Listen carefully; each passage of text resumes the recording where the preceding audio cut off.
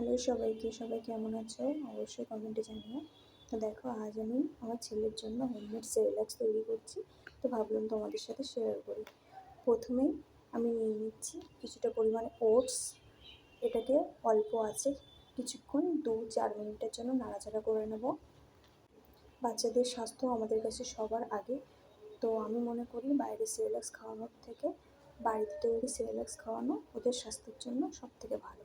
তো এরপর দেখো, আমি নিয়ে নিচ্ছি কিছুটা মাখানাটাকে 2-5 মিনিটের জন্য নাড়াচাড়া করে নেব।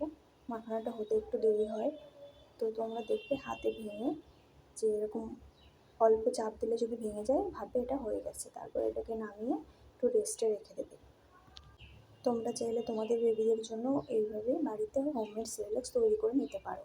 তো দেখো, এবার আমি ড্রাই ফ্রুটগুলোকে একে একে ভেজে নেব শুকনো কড়াইতে। প্রথমে দিয়ে দিলাম আখরোট, তারপর দিয়ে দিচ্ছি বাদাম, আমন্ডের পরে দিয়ে দিচ্ছি কিছুটা পরিমাণে কাজু।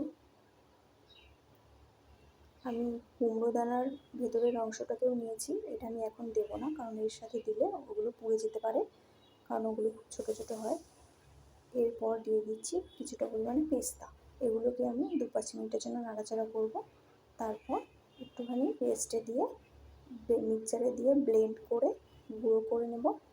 তারপর আমি সেই গুঁড়োটাকে 1 চামচ করে রোজ কিছুটা জলের সাথে ফুটিয়ে তারপর দুধের সাথে মিশিয়ে খাওয়াই।